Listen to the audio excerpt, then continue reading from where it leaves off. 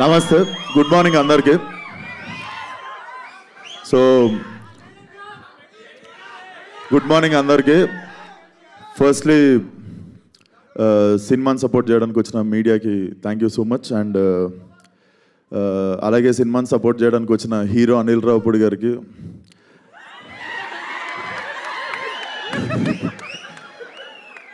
మన క్రికెటర్ తమన్ గారికి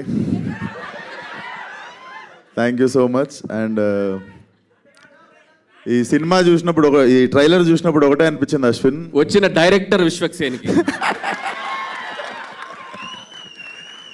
thank you అన్న, నువ్వన్నా గుర్తించినావు. అరే పొద్దున షాపులు కూడా తెరవారు, ఏం అరుస్తుర్రా.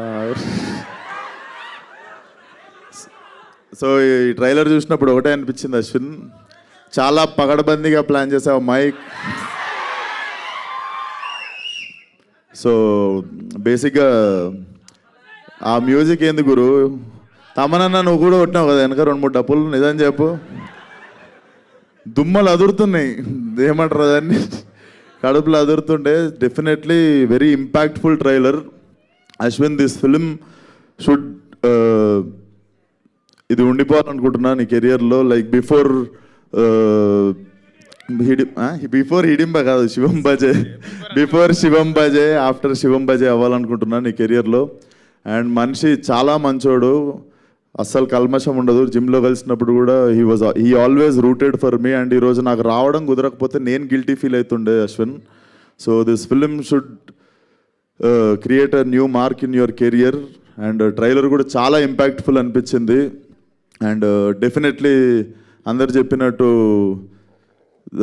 ట్రైలర్ చూసినప్పుడు నాకు కూడా అనిపించింది there is some power behind this అని చెప్పి. సో అది శివుడు అనుకుంటున్నా.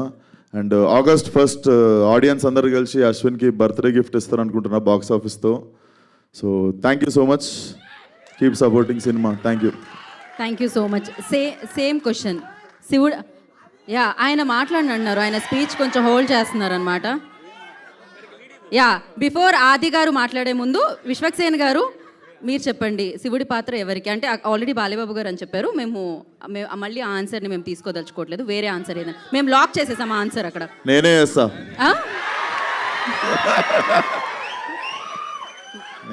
బాగుంటుంది, ఖచ్చితంగా ఉగ్ర రూపమే పెట్టాలి అక్కడైతే. ఓకే, సో శివుడు అనగానే మీకు లైక్ ఏం గుర్తొస్తుంది? అండ్ మీ లైఫ్లో జరిగిన? నాకు డెఫినెట్లీ గామి గుర్తొస్తుంది. ఎందుకంటే నేను వారణాసిలో ఒక 15 రోజులు అఘోరా పాత్రలో తిరుగుతుండే. అప్పటికి ఇంకా ఫలక్నామా దాస్ రిలీజ్ కాలేదు. ఈ నగరానికి ఏమైంది, రిలీజ్ అనౌన్స్మెంట్ అయింది అంతే. సో అప్పటికి ఇంకా మనం అక్కడ పోనీ అక్కడ ఉండే కొంతమంది తెలుగు వాళ్ళు కూడా గుర్తుపట్టడానికి స్కోప్ లేదు కదా. చాలా రోజులు నేను నిజంగా అఘోరాని అనుకొని చాలామంది వచ్చి భిక్ష చేసిరు నాకు. నవ్వే మ్యాటర్ కాదు, బేసికల్లీ అక్కడ చాలామంది అఘోరాలను చూస్తుండే నేను. So they believe me, it was very emotional. ఆ టైంలో కొంచెం ఒక జోన్లో ఉండే. So that 15-16 days remind me. So Bam Bholenath.